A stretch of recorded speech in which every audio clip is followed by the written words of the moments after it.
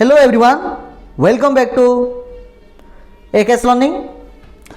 श्रेणी षष्ठ पिले तुम मानकर एप्रिल 30 तारिख रे नवोदय प्रवेशिका परीक्षा बा जवाहर नवोदय प्रवेशिका परीक्षा हेबाकु जाउअछि। तो तुम माने एही एग्जामिनेशन पय किपरि प्रस्तुत हबो, एहार सिलेबस रहिछि कोन, एग्जाम पैटर्न कोन अछि, तुम माने किपरि प्रस्तुत हेले बा निजर प्रिपरेशन जारी रखिले तुमे 100% चांस रही अछि किपरि तुमे आकु हासिल करि परिबो। तो ये समस्त जिनस आम ये गोटे वीडियो डिस्कस करबा।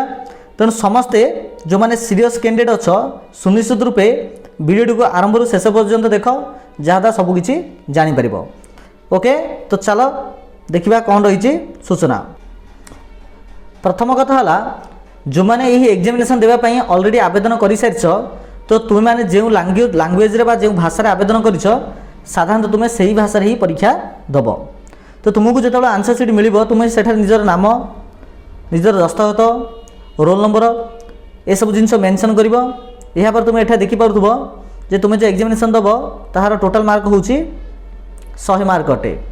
ओके, प्रश्न संख्या रही आ मार्क तुम 100। से ही हिसाब से जब देखा तेरे प्रत्येक प्रश्न तुमको 1.25 मार्क पड़ुची। तो से हिसाब से 80 प्रश्न गुणन 1.25 तो हूँ पिला माने 100 मार्क। यही जो 80 मार्क जो प्रश्न आसीबो ताहा मुख्यतः 3 कैटेगोरी आसीबो। कौन कौन? गोटे हूँ मानसिक दक्षता जहाँ को मेंटल एबिलिटी टेस्ट कहूचे, यहाँ पर आसीबो मैथ रु आसीबो, गणित रु, यहाँ पर तुम लैंग्वेज रु आसीबो, भाषा रु। जो मानसिक दक्षता अच्छी से आसीबो 40 प्रश्न, मैथ रु आसीबो 20 प्रश्न एवं लैंग्वेज रु आसीबो 20 प्रश्न। ये जो मानसिक दक्षता 40 प्रश्न आसीबो प्रत्येक प्रश्न 1.25 हिसाब से टोटाल मार्क रहिबो 50। मैथ्र जो 20 प्रश्न आसीबो 1.25 लेखाए जदि हम हिसाब करबा तो टोटाल मार्क होची 25। ठीक से प्रकार जो भाषा अच्छी जहाँ कि तुम माने ओडिया दब यार मध्य मार्क होची 20 प्रश्नर 25। तो 25 25 50 50 50 100। तो तुम्हें 100 मार्कर परीक्षा दब। एथि तुमको समय केते मिलिबो ना 2 घंटा समय मिलिबो। पाखापाखि पिला माने मन रखी तो 11टा अधे AM रु घंटे अधे PM पूरा लगातार तुम्हें यही 2 घंटा तुम्हें एठारे एग्जामिनेशन दब। तुमको जिते प्रश्नपत्र मिल तो तुमको 16 पृष्ठा विशिष्ट एक परीक्षण पुस्तिका एवं OMR बा ऑप्टिकल मार्क रिकग्नाइजेशन उत्तर पत्रिका दि जाइए। कहबार अर्थ है तुमको प्रथम प्रश्नपत्र मिल जो 16 पृष्ठा विशिष्ट गोटे प्रश्नपत्र थी। यह सहित तुमको एक OMR सेट मिल जहाँकि तुम्हें वर्तमान ओडिशा आदर्श विद्यालय परीक्षा देवा समय निहात रूप तो अभ्यस्त हो जाइथिबो। एटा जदि प्रश्नपत्र होला आ एटा जदि OMR सीट होला तुमको ए प्रकार मिलथिबो। एही प्रश्नपत्र रे 1 नंबर प्रश्न दि जाइथिबो, तार 4टी ऑप्शन दि जाइथिबो ABCD बोली। आ तुमको एही OMR सीट रे एही OMR आंसर सीट रे 1 नंबर 2 नंबर 3 नंबर थिबो, डाहाण पटे प्रकार 4टा गुळा थिबो। तुमको जदि लागुछि जे 1 नंबर प्रश्नर उत्तर B अटे तबे तुम B सीधा आकु डार्क करिवो। ओके, एही परीक्षण पुस्तिका रे 1 नंबर ठारू 80 नंबर पर्यंत क्रमांक रे 80टी प्रश्न रही। प्रथम पुस्तिकार पृष्ठा संख्या गणना करी से गुड़िक उपयुक्त क्रम रही कि नहीं देखिनिय तथा पुस्तिकार क्रम और OMR उत्तर पत्रिका दि जाइथिबा क्रम समान होई नथिले किंबा उभय उत्तर पुस्तिका और OMR उत्तर पत्रिका रे भी जदि मेल खाउनी बा त्रुटि रही विच्युति अच्छी तेरे संगे संगे परीक्षक को जनाओ। OMR उत्तर पत्रिका और परीक्षण पुस्तिका बदलाई देबाकू तांको अनुरोध कर।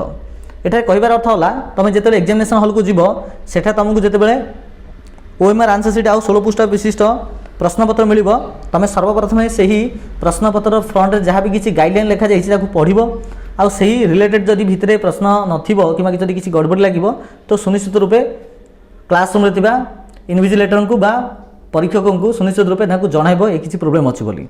केवल परीक्षा प्रश्न माने प्रश्नपत्र नहीं जब OMR आंसर सीट भी जब किसी गड़बड़ी अच्छी जहाँ कि तुम्हें फिल कर से समय तो ताहा तुम्हें अवगत कराइपर से क्लास थिबा सार कि मैम को। ओके, सेकेंड पॉइंट देला निम्न दी जाइथिबा उदाहरण अनुसार OMR उत्तर पत्र रे चिन्ह दियो। एठी जो प्रकार फॉर्मेट रे चिन्ह दी जाइछि आमे से प्रकार ही चिन्ह देबा चेष्टा करिबा।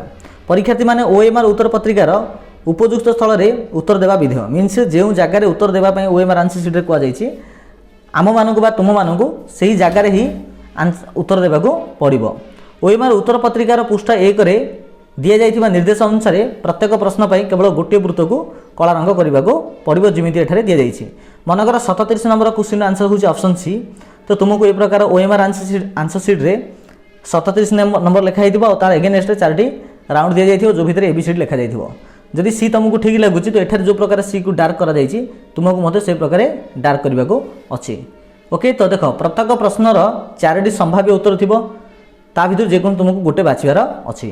तो परीक्षार्थी ठीक उत्तरटी बाछिबे एवं एहार क्रमांक संगरे थिबा खाली वृत्तटी को कला करदेबे जेमिति एठारे आपण मान देखि पारुथिबे। उदाहरण स्वरूप जदि तुम प्रश्न संख्या 37 पई उत्तर सी हुए तेबे सी वृत्त को कला कर जेमिति निम्न रे दिया जाइछि। ओएमआर उत्तर पुस्तिका रे केवल नील बा कला बॉल पेन व्यवहार करिवो।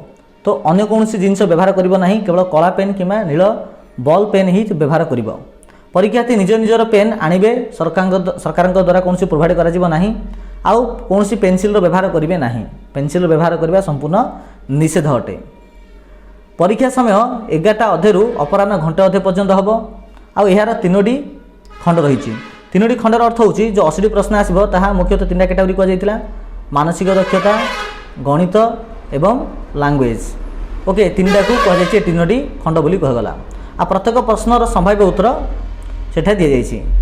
दिव्यांग परीक्षार्थी माने जो माने कि फिजिकली हैंडिकैप्ड अटंती जो मानकर सर्टिफिकेट थिबो जे से माने सर्टिफिकेट फिजिकल हैंडिकैप्ड 60% ऊर्ध्व थिबो तो से मानक पई एक्स्ट्रा 30 मिनिट अधिक समय दिया जिवो। गोटे पुस्तिका रे प्रश्नर 3टी खंड रही थाए। जो प्रश्नपत्र तुमको दि जाइथिबो सेते 3टी खंड थिबो जोटा कि मैं अलरेडी कहि सालेनी, मानसिक दक्षता, गणित आउ भाषा। प्रत्येक परीक्षार्थी गोटे लेखे प्रश्न पुस्तिका दि जाइछि। 100 नंबर पर समुदाय 80 प्रश्न रही अर्थात प्रश्न संख्या 80 कि मार्क हूँ 100। सकाल 11:15 रु 11टा अधे पर्यंत नियमावली बा निर्देशावली पढ़ाई 15 मिनट अधिक समय दिज्व। जदिव तुम मानकर परीक्षा सीना 11टा अधे आरंभ हम किंतु तुम 11टारे पहुँच जाइए 11टारे निजर सीट्रे बस पड़ो तो तुमको 11:15 बेले ही प्रश्नपत्र दिज्व जहाँद्वारा प्रश्नपत्र फ्रंट पेज जहाँ भी किसी नियम कानून लिखा जाइए तुम आराम से पढ़ बुझ और से फॉलो करने चेष्टा कर। यापर आसला को प्रकार एग्जाम पैटर्न अच्छी। तो परीक्षण प्रकार मुख्यतः 3 प्रकार अच्छी, मानसिक दक्षता, गणित आउ भाषा। मानसिक दक्षतार खंड हूँ खंड 1, गणित हूँ खंड 2 एवं भाषा हूँ खंड 3। 1 नंबर ठार 40 नंबर पर्यंत मुख्यतः आसता आमर 40टी प्रश्न जहाँकि मानसिक दक्षतार बिलंग कर यार मार्क हूँ आमर 50। प्रश्न संख्या सीना 40 कि मार्क आसो 50। बुझीपारछ आ मानसिक दक्षतार समस्त प्रश्न गुड़िक 1 नंबर ठार 40 नंबर मध्य ही थी जार पूर्ण मार्क हूँ 50। ठीक से प्रकार जो गणित परीक्षण अच्छी जहाँ खंड 2 बोली कहूचे तो यार पूर्ण संख्या 41 नंबर ठार 60 नंबर पर्यंत रहिबो। तो टोटाल प्रश्न संख्या हूँ 20 आउ मार्क हूँ पूर्ण संख्या हूँ 25। ठीक से प्रकार जो भाषा परीक्षण अच्छी जहाँ खंड 3 बोली आम कहूचे ए प्रश्न हूँ 61 रु 80 आ टोटाल प्रश्न हूँ 20टी। तो से हिसाब से 40 20 60 60 20 80 तो 80 प्रश्न मार्क हूँ 100। बुझीपारछ ठीक अच्छे। नेक्स्ट देख समस्त प्रश्नर उत्तर देवा आवश्यक। तो तुमने जो एग्जामिनेशन दब सब प्रश्न को अटेंड करने चेष्टा कर कहीं कौन नेगेटिव मार्क ना जदि किसी भूल है तो भी तुम किसी प्रोब्लेम हुए हम ना। आ प्रत्येक प्रश्नर मूल्य सामान जहाँकि कहुई प्रत्येक प्रश्न मूल्य हूँ 1.25 मार्क अटे। प्रत्येक खंडरे थिबा प्रत्येक खंडर अर्थ हूँ से मानसिक दक्षता हो कि गणित हो कि भाषा हो प्रत्येक खंडरे थिबा समस्त प्रश्नर उत्तर देवाई उचित कारण प्रत्येक खंडर प्रश्न उत्तर देवाक पड़ता है। तो प्रत्येक खंड थिबा सब जगह प्रश्न उत्तर देवा उचित कहीं आपण मैंने जदि गोटे सेक्शन रे गोटे पार्ट जदि पास हो गोटे जब फेल हो तो ताकू टोटाल रूपे पास बोली काउंटिंग करा जीवो नाही।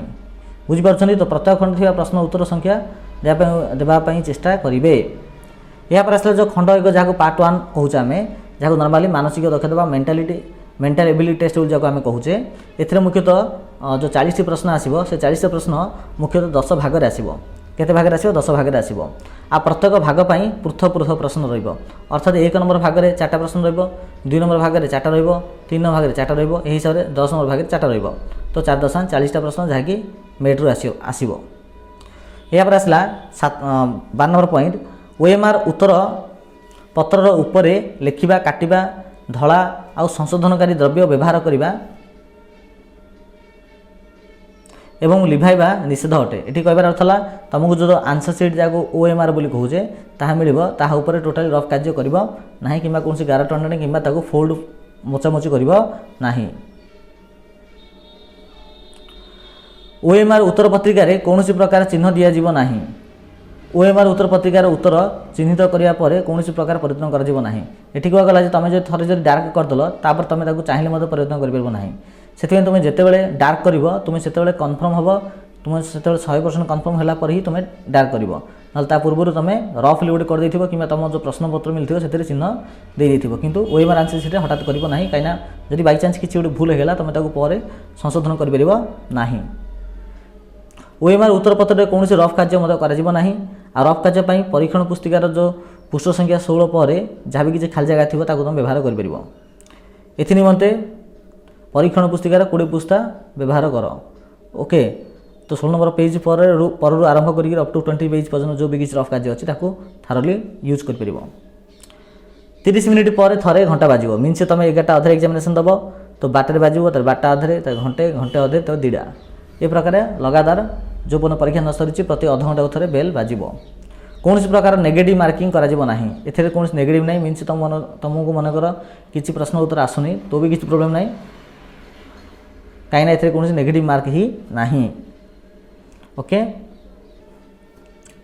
यापर आम जदि जो पार्ट 1 रहा जो थे मानसिक दक्षता जो थे 40टा प्रश्न आसूँ आ 10टा सेक्शन अच्छी मन रख ये जो 40टा प्रश्न जो मेंटल एबिलिटी टेस्ट अच्छी तार 10टा सेक्शन अच्छी जहाँकि तुम ये देखिपु अनुभाग 1 2 3 4 5 6 7 8 9 10 तुम जदि लास्ट गोटे 7-8 वर्ष जब प्रश्न पत्र तुम बाहर कर पे तेज 1 नंबर ठार जो 40 नंबर मध्य जो मेंटल एबिलिटी टेस्ट मानसिक दक्षता जो प्रश्न गुड़ी आस्था हो मुख्यतः यही समस्त विभाग आस्था हो मन रख 100% सब वर्ष ये 10टा विभाग ही आसो तो तुम जब यही 10टा विभाग जब प्राक्ट करदेल तेज तुम आराम से 40 ରୁ 40 भी रहीपर।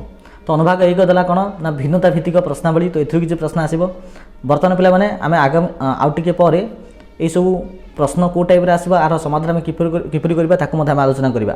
ओके तो प्रथम हूँ भिन्नता भित्तिक प्रश्नावली सामंजस्यमूलक प्रश्नावली असंपूर्ण आकृति संबंधी प्रश्नावली क्रमपूरण संबंधी प्रश्नावली संबंधमूलक प्रश्नावली ज्यामितिक चित्र जहाँकि वर्गचित्र वृत्त और त्रिभुज पूरण संबंधी प्रश्नावली प्रतिछवि चिन्हट प्रतिबिंब मूलक प्रश्नावली कागज को भांगी काटिबा और भांग खोलिया परे उत्पन्न आकृति संबंधी प्रश्नावली आकृति गठनमूलक प्रश्नावली छुपी रही आकृति चिन्हवा संबंधी प्रश्नावली। तो ये प्रकार किसी प्रश्न तुम मानसिक दक्षतार आसब।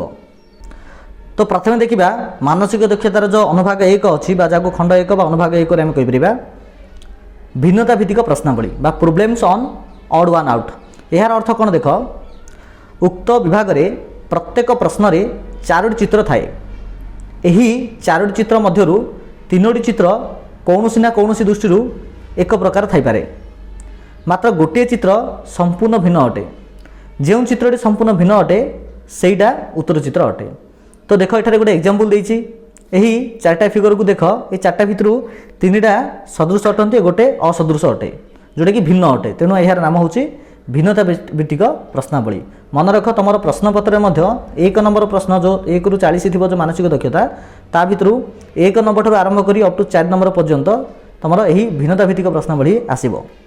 तो यहाँ तुम आराम से कहीपर यहाँ हूँ अलग। आउ गोटे एग्जांपल देख देख ये 4टा भर अलग कौड़ा हम देख ये 4टा भर अलग मुख्यतः यहाँ हम कहीं यहाँ ना यहाँ देख जो 2टा गार जो 2टा गार अच्छे मैंने परस्पर परस्पर छेद कर टोटाली छेद करूना से दृष्टि यहाँ हम आंसर। बर्तमान देखिए अनुभाग 2 जोटा कि द्वितीय प्रकार गोटे मानसिक दक्षता रूपक प्रश्नावली अटे जहाँ नाम हूँ सामंजस्यमूलक प्रश्नावली बा प्रोब्लेम्स ऑन सिमिलारिटी टेस्ट। एठारे कौन हो ना उक्त विभाग रे एक समस्या चित्र थाए एवं 4टी संभावित उत्तर चित्र डाहाण पार्श्वे दि जाए जमी एठारे एटा हूँ समस्या चित्र एवं ए जाक हूँ उत्तर चित्र यही उत्तर चित्र मध्य यह बाहर कर किमिति बाहर कर ना यही संभावित चित्र गुड़िक मध्य केवल गोटे चित्र गोटे मात्र चित्र समस्या चित्र सहित संपूर्ण भाव सामान हो कहबार अर्थ है ये 4टा भितर जेकोसी गोटे चित्र यही समस्या चित्र सहित सामान हो। तो देख एठार ए प्रकार दिखाई गोटे राउंड बुला जाइए। तो ये प्रकार सिचुएसन कौन अच्छी ना आमर ऑप्शन सी रे ही अच्छी जहाँकि तुम एठार देखिपु नहीं कि। तो ऑप्शन सी हम यार राइट आंसर। देन आसला पे मैंने अनुभाग 3 देला असंपूर्ण आकृति संबंधी प्रश्नावली problems on completing the incomplete figures. यही विभागर थिबा प्रश्न रे एक असंपूर्ण आकृति दि जाए जमी एटा तुम देखिपु पे मैंने एठा जो फिगरटा गोटे असंपूर्ण दी कहीं यार माने ए साइडटा पूरा नाही कंप्लीट नाही। साधारणतः गोटे आकृतिर 1/4 खाली थाए। जदि यही चित्र को आम 4 भाग करवा तेज से यही भाग 3 भाग अच्छी कि गोटे भाग ना से कहगला जे 1/4 एठारे खाली थाए। यार दक्षिण पार्श्वे आउ 4टी आकृति थाए। तो यह डाण पार्श्वे कौन थी आउ 4टा आकृति थी। ये 4टा भितर कौटा को नेले आम एठारे प्रतिपादन करें उत्तरटा पूरा गोटे बराबर देखा से जो आकृति अविकल भाव में समस्यामूलक आकृति सहित जोड़ा जापर अर्थात खाली स्थान रखिले समस्यामूलक आकृति संपूर्ण होमर उत्तर। एठारे देख ये पोर्शन देख पिला माने ये पोर्शनटा माने इमिति परस्पर को इटा टच होनी एइडारे एवं एइडारे मध्य। तो एटा जो टच होनी तो देख एटा कटला एटा भी कटला ए दुटा भितर जेकोसी गोटे हो कहीं दुटार पूरा टच होना। तो ये भितर जेकोसी गोटे हम तापर देख एपर साइडार जो एपर साइड देखिए ए परस्पर टच होती। तो देख यहाँ मतलब टच हम जो टच हम तो देख ए भितर को टच होइडारे टच होती। तेणु आंसर आसो पे ऑप्शन 4। तो तुमर यही जो अनुभाग 3 असंपूर्ण आकृति संबंधी प्रश्नावली तो ये प्रकार किसी प्रश्न आसो। ओके यहाँ आसला अनुभाग 4। तो देखिए एठारे कौन मेंशन करछि यही विभागर क्रम पूरण करने को प्रश्न आसे जमीक प्रश्न रे 3टी लेखाए समस्या आकृति दि जाए। चतुर्थ स्थान खाली थाए। समस्या आकृति गुड़िक मध्य एक निर्दिष्ट क्रम थाए जहाँ आकृति गुड़ी को अनुध्यान कले जना पड़े। यार अर्थ है देख यही फिगर को धरी एटा गोटे प्रकार होती आपको धरिकी एटा गोटे प्रकार होती। तो आपको धरिकी तुम एठारे को प्रकार रहीपर 4टा भितर ये विषय दिखाई जहाँ को कहुच्छे क्रम पूरण संबंधी प्रश्नावली। तो चतुर्थ स्थान खाली थाए समस्या आकृति गुड़िकर मीनस 3टा को कह पे मैंने कौन कह समस्या आकृति कह 3टा को। तो समस्या आकृति गुड़िक मध्य एक निर्दिष्ट क्रम थाए जहाँ आकृति गुड़ी को अनुध्यान कले जना पड़े। यही क्रम को दृष्टि दे यार पार्श्वे थिबा उत्तर आकृति मध्य सठिक आकृति खाली घर को पूर्ण करा जाए। क्रम विषय जानापी आमको समस्या आकृति मध्य थिबा छोट छोट आकृति रेखाखंड आदि विषय ध्यान देवा पड़ो। तो क्रम विषय जानापी आमको समस्या आकृति मध्य थिबा छोट छोट आकृति रेखाखंड आदि विषय ध्यान देवा पड़ो। आकृति गुड़िकर ता सहित आउ कौन देखा पड़ो ना ये आकृति गुड़िक घंटा घंटा दिगरे बुलूँ ना घंटा घंटार विपरीत दिगरे। घंटा घंटा दिगर अर्थ होची जदि इमिति जदि घुरुछंती यह हूँ घंटा घंटार दिग जदि इमिति घुरुछंती तो यह घंटा घंटार विपरीत दिग पटे। तो यह आमको अनुधान करा पड़ो यही 4th नंबर बाहर करने समय समय आकृति गुड़िकर स्थान परिवर्तन क्रम देखा हुए। तथापि आम गोटे एग्जाम्पल माध्यम बुझापी चेष्टा करवा। देख यही फिगरटा यही फिगर है किमी देख एठा देख पे इंटू चिन्हटा देख ये इंटू चिन्हटा एडिक पलि आसला कौटी पलि आसला ना ऊपर को आसला। अच्छा किमिति आसला ना एडू इमिति आसला अर्थात यहाँ कि माने गति अटे यहाँ हूँ घंटा घंटार विपरीत दिग पटे अर्थात घंटा घंटार विपरीत दिग पटे सामान 90 डिग्री से घूरी कहीं एटी थी सी ये एडी पलि आसला। तो यहाँ हूँ 90 डिग्री घूरला घंटा घंटार विपरीत दिग पटे यह पद ये यहाँ अच्छी। अच्छा ये जो एटा जमी एडिकी आसला सब जगह से प्रकार है कि देख यहाँ देख एडी पलि आसला एवं एटा एडिकी पलि आसला एटा एडी पलि आसला। हाँ तो सब जाक ये प्रकार गति कर एडू ये फिगर को आस ये फिगरटा ये आसीगला अर्थात जो एमती था बर्तमान एमती है यहाँ 90 डिग्री घंटा घंटार विपरीत दिगपटे बुलला। तो आपर कौन आसो ना यहाँ निहत एटी थी जदि एटी थी तो देख यहाँ पास यहाँ पास ये दिटा फेल है। यापर देख यहाँ कौन था ये चित्रटा निहत एडी पलि आसो त्रिभुजटा देख ये देख त्रिभुजटा अच्छी ये त्रिभुज ना अर्थात आंसर हम कौटा पिला माने आंसर आमर ऑप्शन 1 हम यार right answer. Okay next question देख अनुभाग 5 संबोधनमूलक प्रश्नावली जहाँ आनालॉजी टेस्ट बोली कहूचे। यही प्रकार प्रश्न रे प्रत्येक प्रश्न पर 3 लेखाए समस्यामूलक आकृति दि जाए आउ चतुर्थ स्थान खाली थाए। जमी देख एठारे यह सहित यार जो प्रकार संपर्क अच्छी आपको देखिए यहाँ संपर्क बाहर कर जहाँ संबोधनमूलक प्रश्नावली कहुए। प्रथम 2टी समस्यामूलक आकृति मध्य जो संपर्क थाए ଏହି ଦୁଇଟା ମଧ୍ୟରେ ଯେଉଁ ସମ୍ପର୍କ ଥାଏ ତୃତୀୟ ଚତୁର୍ଥ ଆକୃତି ମଧ୍ୟରେ ସେହି ସମ୍ପର୍କ ରହିବା ଆବଶ୍ୟକ। ଅତଏବ ପ୍ରଥମ ଦ୍ୱିତୀୟ ଆକୃତି ମଧ୍ୟରେ ଥିବା ସମ୍ପର୍କକୁ ଅନୁଧ୍ୟାନ କରି ଆମେ ଉତ୍ତର ଆକୃତି ମଧ୍ୟରୁ ଏକ ଆକୃତି ବାଛିବା ଯାହା ଆମର ଉତ୍ତର ହେବ। ତ ଏହାକୁ ଧରି ଏଇଟା ଯେଉଁ ପ୍ରକାର ହେଲା ଏହାକୁ ଧରି ଏଇଟା ଆ ଭିତରୁ କେଉଁ ପ୍ରକାର ହୋଇପାରିବ। ଯଦି ଆମେ ଦେଖିବା ଭଲ ଭାବରେ ତ ଦେଖିବାକୁ ଜାଣିବାକୁ ପାଇବ ଯେ ଏହି ଜାଗାଟା ଉପରକୁ ପଳେଇ ଆସୁଛି, ମିନ୍ସ ଘଣ୍ଟା ଘଣ୍ଟାର ବିପରୀତ ଦିଗ ପଟେ ଆଉ ଉପରକୁ ଚାଲି ଆସିଲା। ତ ଠିକ୍ ସେଇ ପ୍ରକାର ତୁମର ଏଇ ଜାଗାଟା ମଧ୍ୟ ଉପରକୁ ପଳେଇ ଆସିବ, ମିନ୍ସ ଏମିତି ରହିଯିବ। କେଉଁ ପ୍ରକାର ରହିଯିବ ନା ଏ ପ୍ରକାର ରହିଯିବ, ବୁଝିପାରିଲ? ଏ ପ୍ରକାର କିଛି ହେଇଯିବ। ତ ଏହାର ଆନ୍ସର ପିଲାମାନେ ଆସିବ କେଉଁଟା ଜାଣିଛ ନା ଅପସନ୍ ଏ ଆସିବ, ଏଇଟା ହେବ ରାଇଟ୍ ଆନ୍ସର। ନେକ୍ସଟ କ୍ୱେଶ୍ଚିନ୍ ଅନୁଧ୍ୟାନ 6। ଏଠାରେ କ'ଣ ଆସିବ ନା କିଛି ଜ୍ୟାମିତିକ ଚିତ୍ର, ବର୍ଗଚିତ୍ର, ବୃତ୍ତ ଓ ତ୍ରିଭୁଜ ପୂରଣ ସମ୍ବନ୍ଧୀୟ ପ୍ରଶ୍ନାବଳୀ ଏମିତି କିଛି ଆସିବ। ଥିବ କ'ଣ ଏଠାରେ ଦେଖ, ଏହି ପ୍ରକାର ପ୍ରଶ୍ନରେ ଗୋଟେ ଜ୍ୟାମିତିକ ଚିତ୍ର ଯାହାକି ବର୍ଗକ୍ଷେତ୍ର, ବୃତ୍ତ କିମ୍ବା ତ୍ରିଭୁଜର ଗୋଟେ ଅଂଶ ସମସ୍ୟାମୂଳକ ଆକୃତିରେ ଥାଏ। ଯେମିତି ଏଠାରେ ଦେଖିପାରୁଥିବ ଏଇଟା ହେଉଛି ଗୋଟେ ବର୍ଗଚିତ୍ର। ଦେଖ ଏଇଟାକୁ ବର୍ଗଚିତ୍ର କେତେବେଳେ ହେଇପାରେ ଯେତେବେଳେ ଏଇଟା ଯୋଡ଼ି ହେଇଯିବ। ଯଦି ଯୋଡ଼ି ହେଇଯିବ ଏ ଭିତରେ କ'ଣ ଆଡ଼୍ କରିବାର ଅଛି ନା ଏତିକି ଆଡ଼୍ କରିବାର ଅଛି। ତ ଏଇ ଆଡ଼୍ଟା ଆ ଭିତରୁ କେଉଁଟା ହେଉଛି ନା ତୁମମାନେ ଜାଣିପାରୁଥିବ ଯେ ଏଇଟା ହେବ ଆମର ଅପସନ୍ 2 ହେବ। ଅର୍ଥାତ୍ ମୁଁ ଯଦି ଏଠାରେ ଅପସନ୍ 2ଟାକୁ ଆଣିକି ଯଦି ଏଠି ପୁଟ୍ କରିଦେବି ରଖିଦେବି ତ ଏଇଟା ପୁରା ବର୍ଗାକୃତି ହୋଇପାରିବ। ତ ଏଇ ଜିନିଷଟାର ଉତ୍ତର ମଧ୍ୟ ଆମକୁ କରିବାକୁ ପଡ଼ିବ ପିଲାମାନେ। ଓକେ, ତ ସମସ୍ୟାମୂଳକ ଆକୃତି ସହିତ ଉତ୍ତର ଆକୃତି ମଧ୍ୟରୁ କେଉଁଟିକୁ ଯୋଡ଼ିଲେ ଆମକୁ ସମ୍ପୂର୍ଣ୍ଣ ଜ୍ୟାମିତିକ ଚିତ୍ର ମିଳିବ ତାହା ଦେଖିବାକୁ ପଡ଼ିବ। ପ୍ରଥମେ ସମସ୍ୟାମୂଳକ ଆକୃତିଟିକୁ ପ୍ରଶ୍ନପତ୍ରରେ ଥିବା ସମ୍ପୂର୍ଣ୍ଣ କରି ଅଙ୍କନ କରିଦେଲେ ଆମେ ସହଜରେ ବୁଝିପାରିବା। ଏଠାରେ କହିବାର ଅର୍ଥ ହେଲା ଯେ ଏଇଟା ଯେଉଁ ଦରଖଣ୍ଡିଆ ଅଛି ଆମର ଆକୃତି ପୂରଣ କରିଦେବା ଆମେ ଏ ପ୍ରକାର ଗାରଟା ଆଣିଦେବା ତ ଆମକୁ ବୁଝିବାରେ ବହୁତ ସହଜ ହେବ ଯେ ଆକ୍ଚୁଆଲି ଆ ଭିତରୁ କେଉଁଟା ହେବ। ଓକେ, ନେକ୍ସଟ କ୍ୱେଶ୍ଚିନ୍ ଦେଖ। ନେକ୍ସଟ ଆସିଲା ଅନୁଭାଗ 7 ଯାହାର ଅର୍ଥ ହେଉଛି ପ୍ରତିଛବି ଓ ଚିହ୍ନଟ ଓ ପ୍ରତିବିମ୍ବମୂଳକ ପ୍ରଶ୍ନାବଳୀ। ଏହାର ଅର୍ଥ ହେଉଛି ଦେଖ ଏଠାରେ ଏ ଅଛି, ଏର ସାଇଡ଼୍ ଯଦି ମୁଁ ଦର୍ପଣ ରଖିଦେବି ତ ଏହାର ପ୍ରତିବିମ୍ବଟା ଯେଉଁ ଏର ଦର୍ପଣ ଭିତରେ ପଡ଼ିବ ତ କିଛି ଏ ପ୍ରକାର ଆସିବ। ଏହାପରେ ଯଦି ମୁଁ ବିକୁ ରଖିଦେବି ତ ସେ କିଛି ଏ ପ୍ରକାର ଆସିବ ନାଇଁ କି, ଆଉ ଆର୍କୁ ରଖିଲେ ସେ ପ୍ରକାର ଆସିବ। ତ ଏହି ପ୍ରକାର ପ୍ରଶ୍ନରେ ଆମକୁ କୌଣସି ଏକ ଆକୃତିର ଦର୍ପଣରେ ପ୍ରତିବିମ୍ବ କିପରି ହୁଏ ତାହା ବାଛିବାକୁ ହୁଏ। ଆମେ ଜାଣୁ ଦର୍ପଣରେ ଉତ୍ପନ୍ନ ପ୍ରତିବିମ୍ବ ମୂଳାକୃତି ଭଳି ସିଧା ରହେ। ଦର୍ପଣଠାରୁ ମୂଳାକୃତି ଦୂରତା ଆଉ ଦର୍ପଣ ଭିତରେ ବିପରୀତ ପାର୍ଶ୍ୱରେ ଉତ୍ପନ୍ନ ପ୍ରତିବିମ୍ବର ଦୂରତା ମଧ୍ୟ ସମାନ ହୋଇଥାଏ। ଓକେ, ଏହା ଦେଖ ପିଲାମାନେ ମୁଁ ଏଠୁ ଅପ୍ ଟୁ ଜେଡ୍ ପର୍ଯ୍ୟନ୍ତ ନେଇ ଆସିଛି ଯେ ଏଗୁଡ଼ିକୁ ଯେତେବେଳେ ମିରର ପାଖରେ ରଖିବା ବା ଦର୍ପଣ ପାଖରେ ରଖିବା ଏଗୁଡ଼ିକ ଦେଖାଯିବ କିପରି। ମନେ ରଖ ଏହାର ଡାହାଣ ପାର୍ଶ୍ୱରେ ମୁଁ ମିରର ରଖିକିରି ଚିନ୍ତା କରୁଛି, ଏପଟ ବଟିଆ ନାହିଁ କିମ୍ବା ଏପଟ ବଟିଆ ନାହିଁ। ତ ଏଇଟା ଏ ପ୍ରକାର ଦେଖାଯିବ, ବିଟା କିଛି ଏ ପ୍ରକାର ଦେଖାଯିବ। ତ D E F M N O P ଆଉ ଜେଡ୍ ତ ସେମାନେ ସମସ୍ତେ ମିରର ଇମେଜରେ ଏ ପ୍ରକାର ଦେଖାଯିବେ। ଓକେ, ନେକ୍ସଟ ଦେଖ। ନେକ୍ସଟ ଆସିଲା 1 2 3 4 ଦେଖ ଏଗୁଡ଼ା ଏ ପ୍ରକାର ଲେଖା ହେବ, 2ଟା ଏ ପ୍ରକାର, 3ଟା ଏ ପ୍ରକାର। ଓକେ, ତ ସେଇ ହିସାବରେ ସବୁଯାକ ନିଜର ଅଙ୍କ ମାଧ୍ୟମରେ ଦିଆଯାଇଛି। ଏবার ଆସିବ ଅନୁଭାଗ 8 ଯାହା ନାମ ହେଉଛି କାଗଜକୁ ଭାଙ୍ଗି କାଟିବା ଓ ଭାଙ୍ଗ ଖୋଲିବା ପରେ ଉତ୍ପନ୍ନ ଆକୃତି ସମ୍ବନ୍ଧୀୟ ପ୍ରଶ୍ନାବଳୀ। ଏହାର ଅର୍ଥ ହେଲା ଦେଖ ଏଠାରେ ଗୋଟେ ପେପର ଏମିତି ଅଛି, ଆକୁ ମୁଁ ଏପଟ ସାଇଡ଼୍ ଫୋଲ୍ଡ କଲି, ତାପରେ ଏମିତି ଫୋଲ୍ଡ କଲି। ଫୋଲ୍ଡ କଲା ପରେ କ'ଣ କରିବି ନା ଏଠି ଦୁଇଟା ହୋଲ୍ଡ କରିଦେବି ଯେମିତି ଏଠି ଦିଆହେଇଛି। ତାପରେ ଯେତେବେଳେ ଆମେ ଏଇଟାକୁ ଏମିତି ଓପନ୍ କରିବି ତ କ'ଣ ହେବ ନିହାତି ରୂପେ ଏଠି ଦୁଇଟା ମାନେ ଏଇ ପ୍ରକାର ଯେଉଁ ସର୍ଫେସ୍ ଥିବ ଏଠି ଦୁଇଟା ରାଉଣ୍ଡ ଆସିବ। ତାପରେ ଯେତେବେଳେ ମୁଁ ଏପଟ ଆଡ଼େ ମୁଁ ଓପନ୍ କରିବି ଏଇଟା ମଧ୍ୟ ହୋଲ୍, ଏଇଟା ଗୋଟେ ହୋଲ୍ ହେଇଯିବ, ଅଥବା 4ଟା ହୋଲ୍ ହେବ। ତ ଏଇଟା କେଉଁଟା ଅଟେ ନା ଅପସନ୍ ସି ଅଟେ। ତ ଏ ପ୍ରକାର ପ୍ରଶ୍ନ ପିଲାମାନେ ଆସିବ। ଏହି ପ୍ରକାର ପ୍ରଶ୍ନରେ ଗୋଟେ ବର୍ଗାକାର କାଗଜ ଖଣ୍ଡକୁ 2 ବା ତତୋଧିକ ଥର ଭାଙ୍ଗ ପକାଯାଇ ଓ ତାପରେ ସେଥିରେ କେତୋଟା କଣା କରାଯାଏ ଅଥବା କିଛି ଅଂଶ କଟାଯାଏ।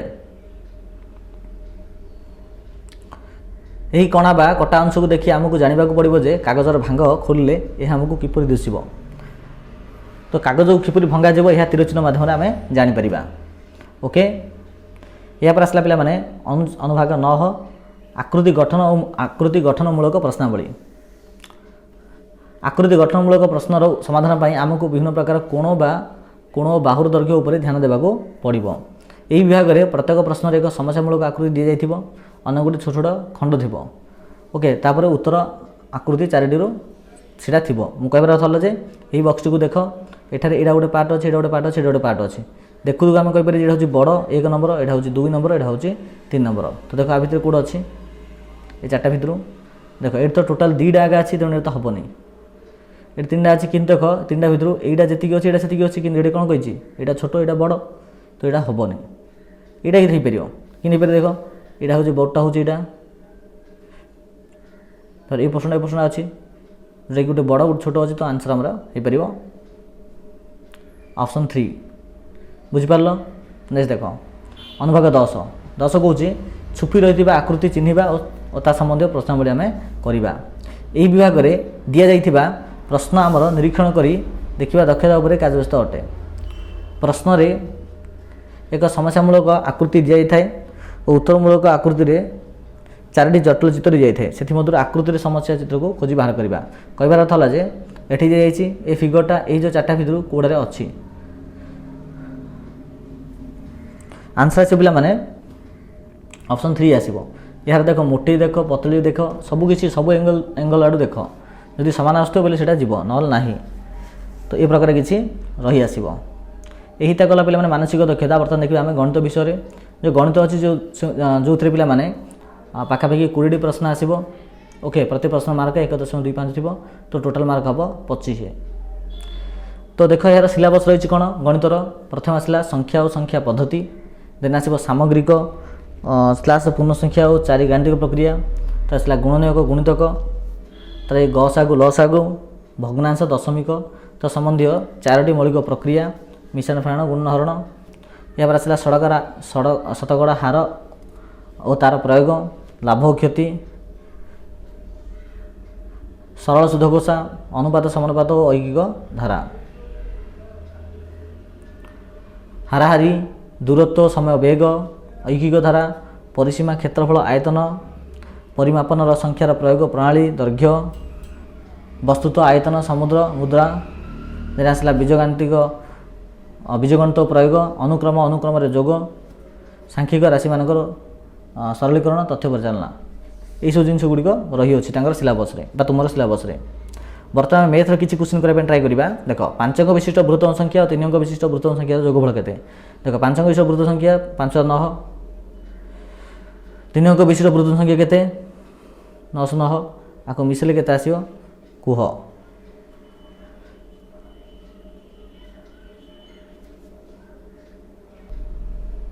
तो पे मैंने से देख 1 2 3 4 5 1 2 3 9 पे 18 8 रखा 1 9 10 1 11 1 1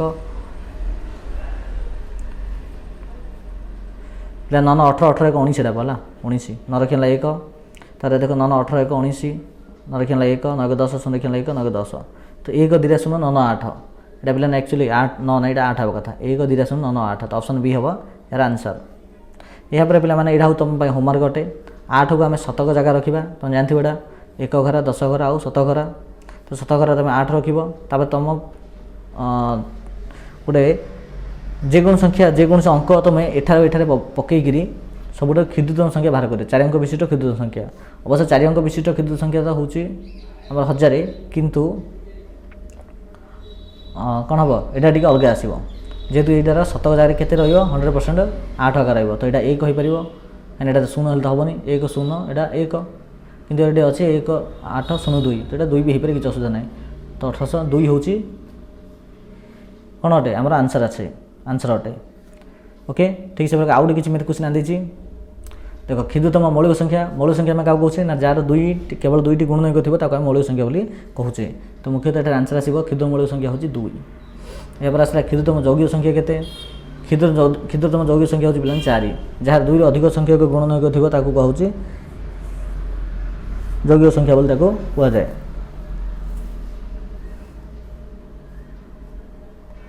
देन पे 1 ठारू 20 मध्य केतोटी मौलिक संख्या अच्छे तुम निजे बाहर कर तो यह तो गला पे मैथ्र यहाँ आसो आम भाषा जहाँ लांगुएज कौचे ये देख यही विभाग में मीनस ये जो अनुच्छेद विभाग में जो 20 प्रश्न आसो आ प्रति प्रश्न 1.25 मार्क थी तो टोटाल हम 25टी यही विभाग में 5टी अनुच्छेद दि जाए आ प्रत्येक अनुच्छेदर शेष में 5टी प्रश्न पचार जाए तो तुमको अनुच्छेद पढ़ा तार प्रश्न उत्तर लिख प्रत्येक प्रश्न 4टी संभाव्य थाए ABCD कि 1 2 3 4 आदि केवल गोटे उत्तर ठीक अटे ओके से 4टा भितर जेको गोटे ठीक अटे प्रत्येक अनुच्छेद को मन दी पढ़ी सारा प्रत्येक ठीक उत्तर बाछी तार क्रमांक उत्तर पुस्तिकार लिखिपर जमीक दिगला अनुच्छेद 5 गोटे दी जाइए प्राय 6 वर्ष तलर कथा मु गोटे बही रे सुंदर छविटे देखिली 6 वर्ष तले ପିଲାଟା କ'ଣ କରୁଛି ନା ଗୋଟେ ଛବି ଗୋଟେ ଦେଖିଛି। ଏହା ଗୋଟେ ଘଞ୍ଚ ଅରଣ୍ୟର ଛବି। ତ ସେ ଛବିଟା କାହାର ଥିଲା? ଘଞ୍ଚ ଅରଣ୍ୟର ଛବି ଥିଲା। ତ ମୁଁ ଅରଣ୍ୟ ଭିତରେ ଚିନ୍ତା କରି ଗୋଟେ ପଶୁର ଚିତ୍ର ଆଙ୍କିଲି। ତ ମୁଁ କ'ଣ କଲି, ସେ ଯେଉଁ ଅରଣ୍ୟ ବା ଜଙ୍ଗଲ ବିଷୟରେ ଚିନ୍ତା କରି ଗୋଟେ ଚିତ୍ର ଅଙ୍କନ କରିଛି। ମୁଁ ଏହାକୁ କେତେ ବଡ଼ ପିଲାଙ୍କୁ ଦେଖାଇ ପଚାରିଲି। ତ ସେମାନେ କହିଲେ ଯେ ତୁମେ ଏହାକୁ ଭୟ କରୁଛ କି? କିନ୍ତୁ ସେମାନେ ମୋତେ କହିଲେ ଯେ ମାନେ ଏଇଟା କିଏ କହିଲା ନା ଏଠାରେ ଯେଉଁ ନାୟକ କଥା କୁହାଯାଇଛି ସେ ଲୋକମାନଙ୍କୁ ପଚାରୁଛନ୍ତି ଯେ ତମେ ଭୟ କରୁଛ କି? ତ ସେମାନେ କହିଲେ ଯେ ଭୟ କାହିଁକି? କିଏ ଗୋଟେ ଟୋପି ଦେଖି ଭୟ କରିବ? ଅର୍ଥାତ୍ ସେଠାରେ ଯେଉଁ ପଶୁ ଚିତ୍ର ଯେଉଁ କରାଯାଇଛି ପ୍ରକୃତ ପଶୁ ଚିତ୍ର ହେଇନି, ହେଇଛି ଗୋଟେ ଟୋପିର ଚିତ୍ର ହେଇଯାଇଛି। ତ ମୁଁ ଟୋପିର ଛବି ଆଙ୍କି ନଥିଲି ବୋଲି କହୁଛନ୍ତି ଲେଖକ। ମୋ ପାଇଁ ଥିଲା ଏହା ଗୋଟିଏ ହାତୀ। ଅର୍ଥାତ୍ ଏଠାରେ ସେ କେଉଁ ପଶୁର ଛବି ଅଙ୍କନ କରିଛନ୍ତି ନା ହାତୀର ଛବି ଗୋଟେ ଅଙ୍କନ କରିଛନ୍ତି। କିନ୍ତୁ ବଡ଼ ପିଲାମାନେ ଏହାକୁ ବୁଝିପାରିଲେ ନାହିଁ। ସେମାନଙ୍କ ମଧ୍ୟରୁ ଜଣେ ମୋତେ ଉପଦେଶ ଦେଲା ଯେ ଚିତ୍ରାଙ୍କନ ବନ୍ଦ କରି ଭୂଗୋଳ, ଗଣିତ ଓ ବ୍ୟାକରଣ ଉପରେ ଧ୍ୟାନ ଦିଅ। ସେଥିପାଇଁ ମୁଁ ଚିତ୍ରାଙ୍କନ ଛାଡ଼ିଲି। ସେଥିପାଇଁ ମୁଁ ଗୋଟେ ବଡ଼ ଚିତ୍ରକର ହୋଇପାରିଲି ନାହିଁ। ତ ଏଠାରେ ପ୍ରଶ୍ନ ଆସିଲା ଯେ ବାଳକଟି କେଉଁ ଛବି ଆଙ୍କିଥିଲା? ନା ବାଳକଟି ଗୋଟେ ପଶୁର ଛବି ଆଙ୍କିଥିଲା, ଗୋଟେ ପଶୁ। ନେକ୍ସଟ ଆସିଲା ଭୟ। ତାପରେ ପ୍ରଶ୍ନବାଚକ ଚିହ୍ନ ଦିଆଯାଇଛି। ଏହା କ'ଣ ଅଟେ? ଯେହେତୁ ପ୍ରଶ୍ନବାଚକ ଚିହ୍ନ ଅଛି ଆଖି ବୁଝିକି ଏଇଟା ହେବ ଆମର ପ୍ରଶ୍ନବାଚକ ଚିହ୍ନ। Option A. ବଡ଼ମାନଙ୍କର ଉପଦେଶ ନଥିଲେ ପିଲାଟି କ'ଣ ହୋଇଥାନ୍ତା? କ'ଣ ହେଇଥାନ୍ତା? ନା ସେ ଜଣେ ଚିତ୍ରକର ହେଇଥାନ୍ତା। କାହିଁକିନା ବଡ଼ ଲୋକମାନେ ତାକୁ କହିବା ଯୋଗୁଁ ସେ ଚିତ୍ରକର ହେଇପାରିଲା ନାହିଁ। ନେକ୍ସଟ, ପିଲାଟି ଚିତ୍ରାଙ୍କନ ଛାଡ଼ିଦେଲା କାହିଁକି? ଯେହେତୁ ତାକୁ ଉପର ଆଡ଼ୁ ବା ଉପର ଭାଇ ଭଉଣୀମାନେ ସେ ପ୍ରକାର ଉପଦେଶ ଦେଇଥିଲେ। ଦେନ୍ ଆସିଲା ଲାଷ୍ଟ କ୍ୱେଶ୍ଚିନ୍, ସୁନ୍ଦରର ବିପରୀତ ଅର୍ଥବୋଧକ ଶବ୍ଦ ହେଲା କ'ଣ? ନା ସୁନ୍ଦର ବିପରୀତ ହେଉଛି ପିଲାମାନେ ଅସୁନ୍ଦର। ଓକେ, ତ ଏହା ତ ଥିଲା କିଛି ଆମର ଷ୍ଟ୍ରାଟେଜି। ପିଲାମାନେ ମନେ ରଖ, ଆମ ଚ୍ୟାନେଲରେ ପ୍ରତିଦିନ ଇଭିନିଂ ସମୟରେ ତୁମର ନବୋଦୟ ପାଇଁ କ୍ଲାସେସ୍ ଆରମ୍ଭ ହୋଇଯାଇଛି ଅଲରେଡ଼ି, ଆଉ ରେଗୁଲାରଲି ହେବ ମଧ୍ୟ। ଆଉ ତୁମର ଏକ୍ଜାମିନେସନକୁ ଆଉ କେତେ ଦିନ ରହିଲା ପିଲାମାନେ? ପାଖାପାଖି ଏହି ମାସର 20, ଆର ମାସର ପୁରା ମାସେ, ପାଖାପାଖି 50 ଦିନ ତୁମ ପାଖରେ ଅଛି ଗଲେ ଚଳେ। ତ ସମସ୍ତେ ଭଲ ଭାବରେ ପ୍ରିପେୟାର କର ଆଉ ସୁନିଶ୍ଚିତ ରୂପେ ତୁମେ ଏହାକୁ କ୍ରାକ୍ କରିପାରିବ। ଓକେ ପିଲାମାନେ, ଧନ୍ୟବାଦ।